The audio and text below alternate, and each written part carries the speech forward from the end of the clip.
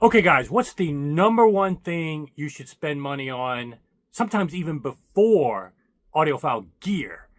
Stay tuned.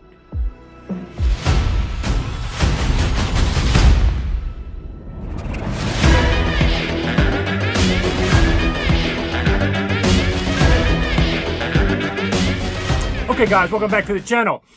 Little housekeeping to start. Repping Mike Sweck at Unique Home Audio. Didn't pay me for this. It's not a sponsor video at all. Just a friend of mine. But the reason I'm repping this, I want to give you guys a little heads up. Capital Audio Fest. He's going to have a room. He's told me about it. Been kind of helping him out with this idea, and it's going to be special. I don't want to disclose everything. I don't even know if he's on the vendor list yet. He will have a room, though. Make sure you check out this room because it's going to be special. I'll be in there a lot, guaranteed. But it kind of fits with what I've been doing recently. I'm transitioning a little bit more, as you've probably noticed, into a dealer role myself because I'm having that audiophile Airbnb being built, and I will allow various brands to be represented there that I can sell and demo for you guys. And I'm doing a lot of due diligence behind the scenes to make sure anybody that I do bring in is somebody that I can really be behind. And that's why it took me a year for Via Blue Jeans Cable, of course, the Bach. I have no qualms representing any of these companies. Those are phenomenal. But there's another thing I need to make sure I got covered. Whenever anybody is building a system, even before the gear sometimes, it's important to have room treatments. And as you see behind here, ASC Tube Traps, that's a brand I've been a customer of for, a decade now. Been very impressed with. And I had some videos in the past, but Bob filmed some at Seattle Audio Fest, a seminar that they did. And I'm going to show you at least what Bob filmed. It was an over an hour-long seminar. So today is just the 5 or 6 minutes that Bob filmed. I will eventually have all of it for you. But what I wanted to show you is why I'm such a big fan of ASC, because when you listen to this seminar, again, if you're the type of audiophile that I target, the ones that like to understand things, the more high IQ audiophiles that love getting into the weeds, you're going to see a little more advanced level than you normally get with just talking about room treatment, first reflection point, put a mirror up, and then you're done. No, it's much more sophisticated. We're going to talk about ear pinna. They talk about it at least. You've heard me talk about it with DSP.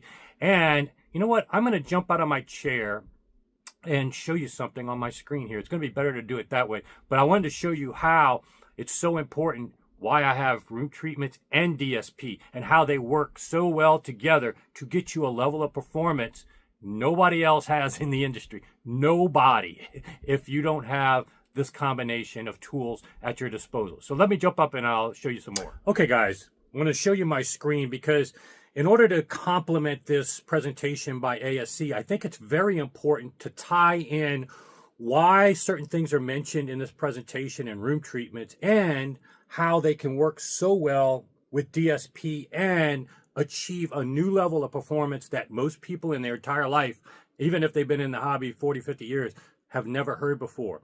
So I wanted to show you real quick because you're going to hear in this presentation by ASC some things about ear pinna, how our ear is shaped and how that can impact the sound that we get.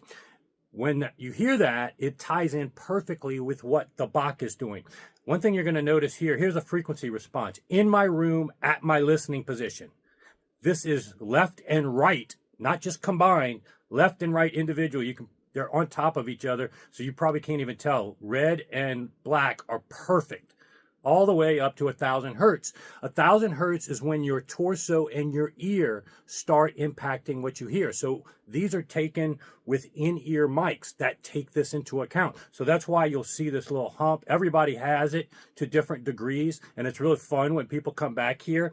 We will all measure differently in this little range here because our ear's different. We sit higher in the chair, lower. However we are orientated, that impacts reflections that get to our ears. Some of these wavelengths are so small, that can be significant. So that's what makes the Bach so impressive and unprecedented, to get these kind of results at your listening position, perfect.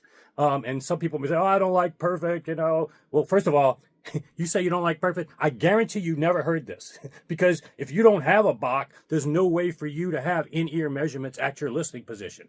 No way. There's nobody else that does it. So you've never even heard what this sounds like. But there are different flavors. If you like the Sean Olive curve, Bobcats, different types of David Chesky, everybody has their own little flavors you can play with and decide what you want to do. And if you want to have more attenuation or any kind of DSP in the high frequencies versus low, you could do that as well.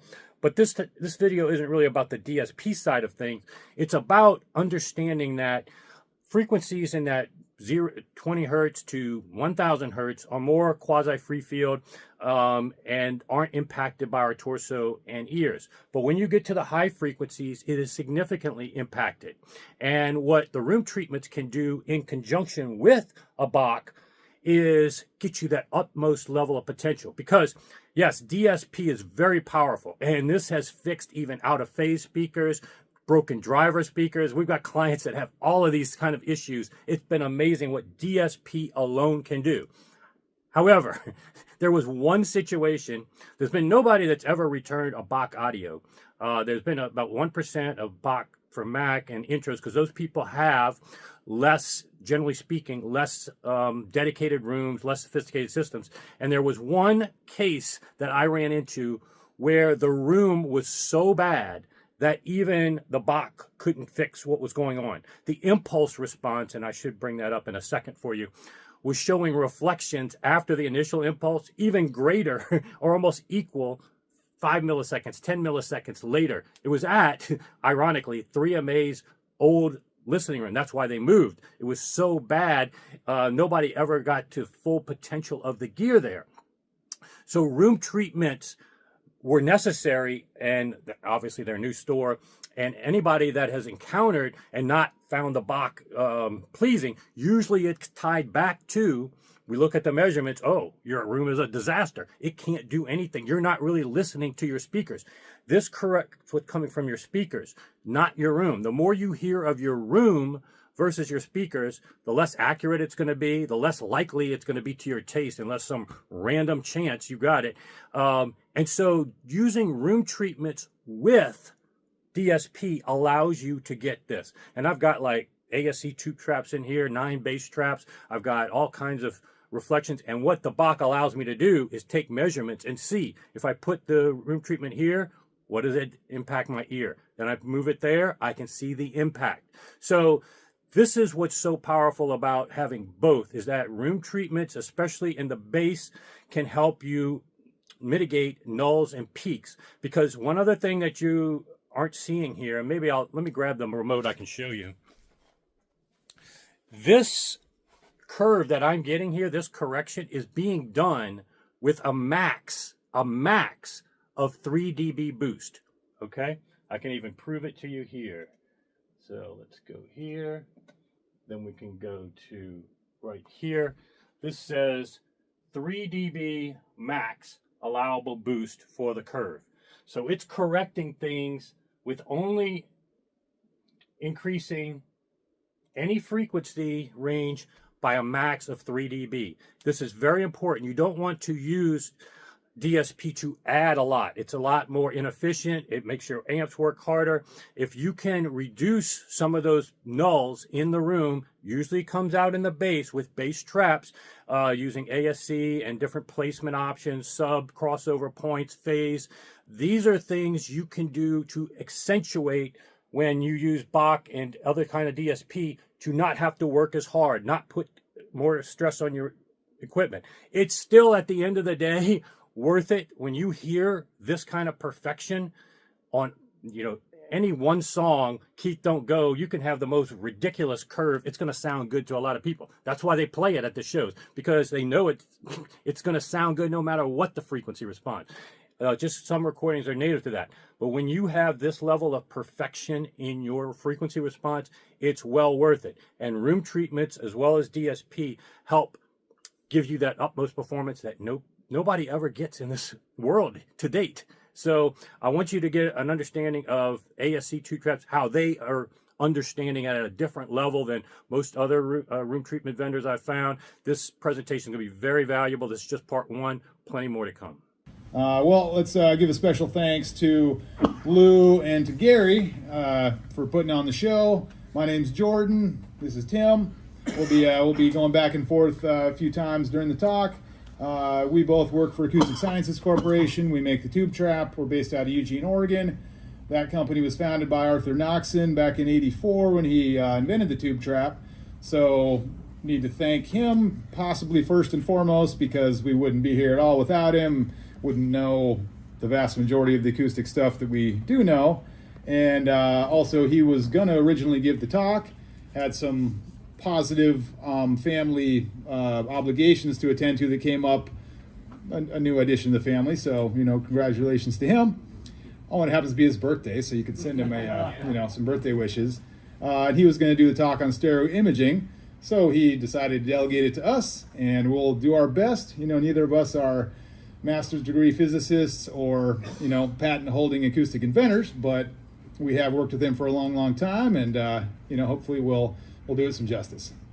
So, in our talk about stereo imaging, well, let's first give it a good definition, because stereo imaging and soundstage are usually seen as different things, and some different people define each of them a little bit differently, and there is an overlap in most people's minds, but we're going to try to totally mesh them together. And just, the topic that we're covering today is creating a three-dimensional audio landscape within the confines of a two-channel audio system. So not going with multi speakers, not worrying, we're not going to confine it to, the placement of instrumentalists or just soundstage width and depth. We're going to try to, cover all those things and help you wring the most out of them in your listening room.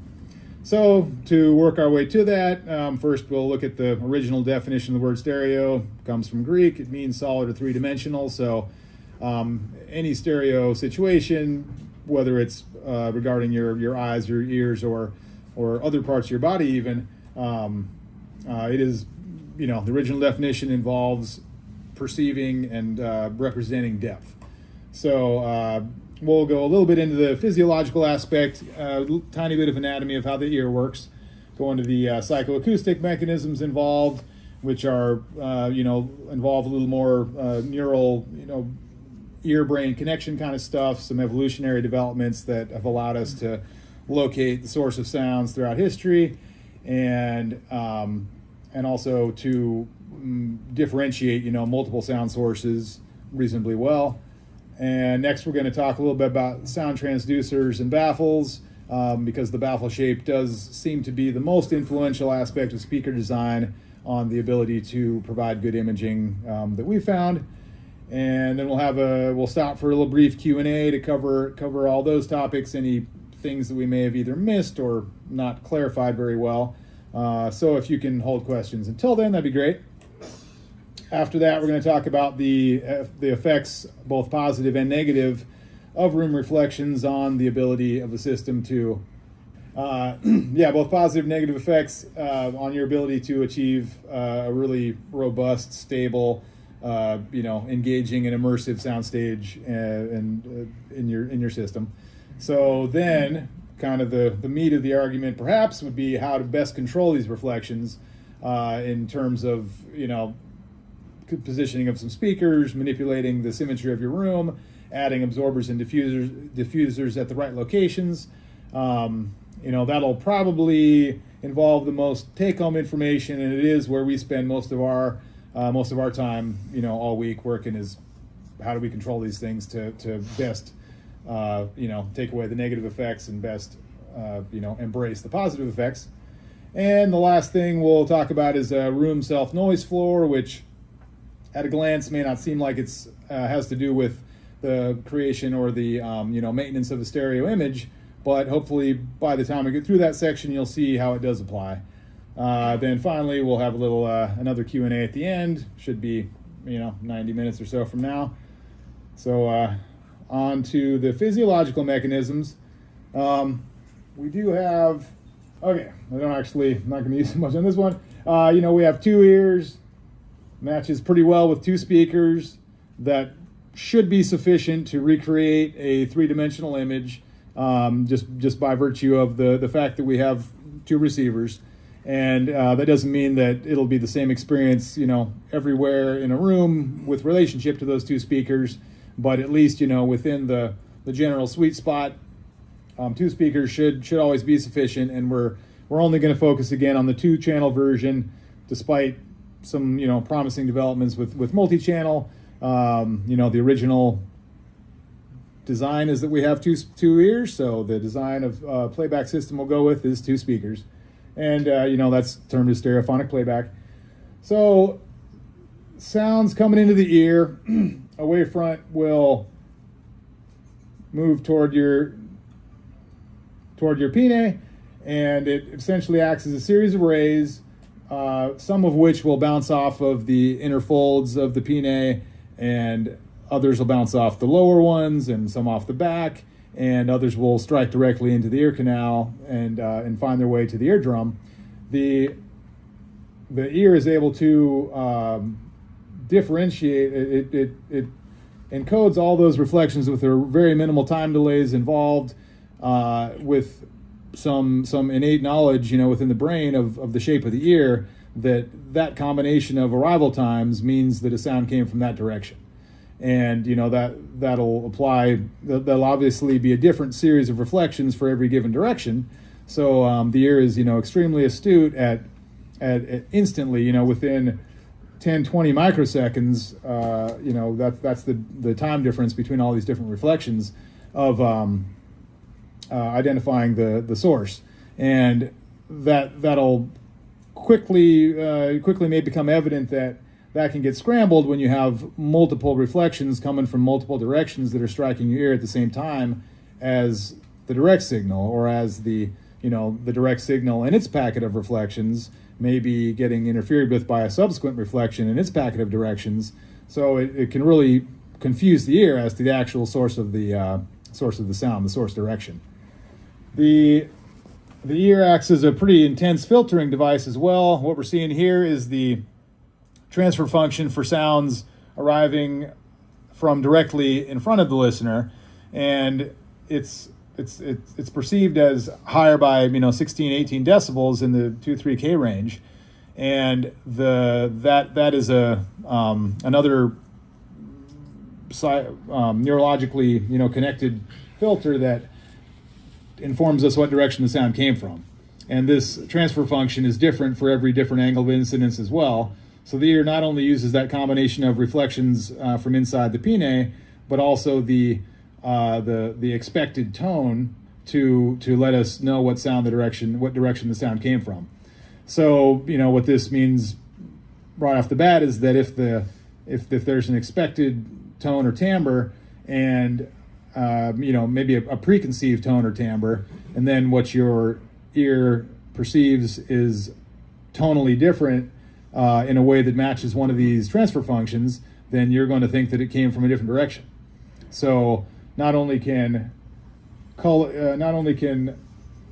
sounds coming in from a different angle, they'll be perceived with a different filter, therefore having a different tone that may not match what the tone of the original signal was, but also any tone that has been colored by an additive reflection or some other kind of resonant reflective object in the room is going to be perceived potentially as coming from the wrong direction because it matches the transfer function that your ear expects from a different direction. So all this to say that the physical mechanisms for hearing and locating objects are pretty complex, but also very susceptible to being skewed and distorted and manipulated by errant reflections in a room. So that's all the depth of the physiological portion we're going to go into. Tim's going to talk about the psychoacoustic portion now.